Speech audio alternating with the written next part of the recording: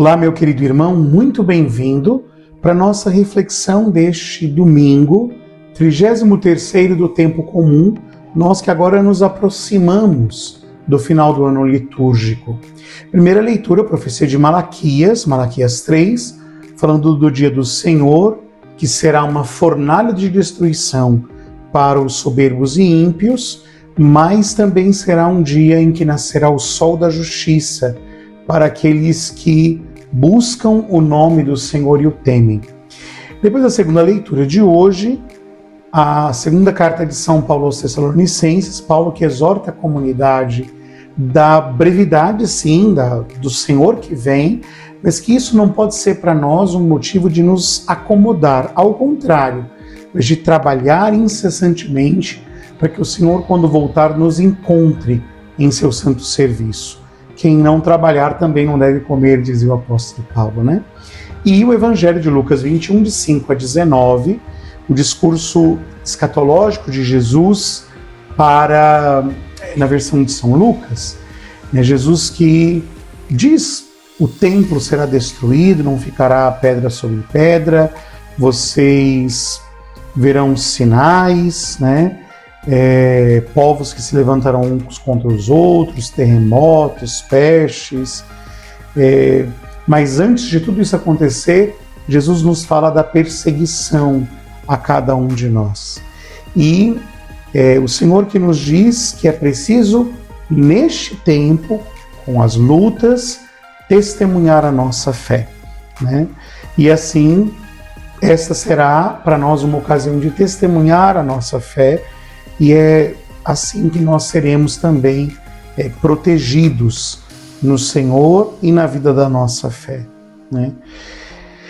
Bem, meus irmãos, a certeza que nós temos de que a vida é passageira, e isso nos é lembrado muito neste mês de novembro, né? É um mês que a igreja dedica aos novíssimos, deve nos fazer pensar não só que a vida é passageira, porque ela pode encontrar um fim com a morte, a vida neste mundo, né? Mas também porque há a possibilidade de nós, uma geração viverá isso, e pode ser a nossa, de o Senhor voltar na glória, de o Senhor voltar para julgar os vivos e os mortos, como nós professamos na oração do creio. E o Senhor diz exatamente que o tempo está próximo, ou seja, o cristão é aquele que vive na iminência de saber e de testemunhar a vinda do Senhor, ou pela morte, ou porque o Senhor virá a nós.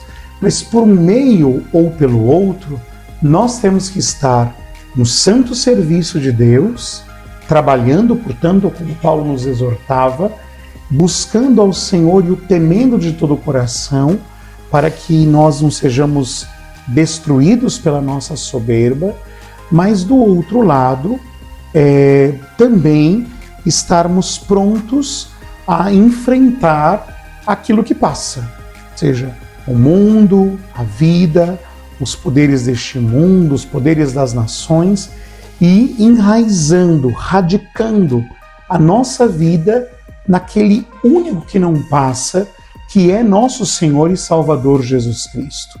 Bem, a vida da fé inteira é esse passar, né? Esta certeza de que nós vamos peregrinando, como diz uma das orações da igreja, entre as coisas que passam, abraçando, escolhendo aquelas que não passam. E aqui eu chamo a atenção para algumas coisas.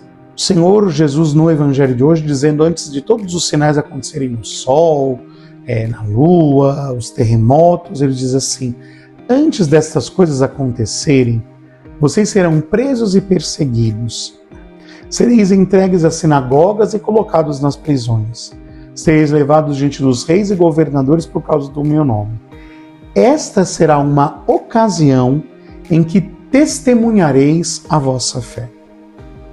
Esta expressão, testemunhareis a vossa fé, é uma expressão importante para a teologia de São Lucas, né? O tema do testemunho para Lucas é o sinal de que alguém tem uma vida no Espírito. Atos 1:8, um texto escrito por Lucas, vai dizer que o Senhor disse: mas recebereis uma força, um poder do Espírito Santo, e vós sereis minhas testemunhas em Jerusalém, na Judéia, na Galiléia, na Samaria, até os confins do mundo. Ou seja, o testemunho de Cristo na nossa vida diante dos homens é o atestado, por assim dizer, de que somos homens autenticamente espirituais. É óbvio, meus irmãos, que este testemunho da nossa fé significa dizer que nós cremos e confessamos diante de tudo e de todos que nosso Senhor Jesus Cristo é o nosso Salvador. É aquele único capaz de nos fazer ganhar a vida eterna, né? E por isso, se somos colocados diante de tantas coisas, temos que escolher aquilo que não passa. E diante daquilo que não passa, daquilo que passa, melhor dizendo, né, dos poderes deste mundo, precisamos ser um sinal. Também para que eles se convertam, também para que eles encontrem-se com o Senhor e possam fazer a sua escolha. Vejamos, irmãos, hoje nós vivemos num mundo que é antagônico à nossa fé.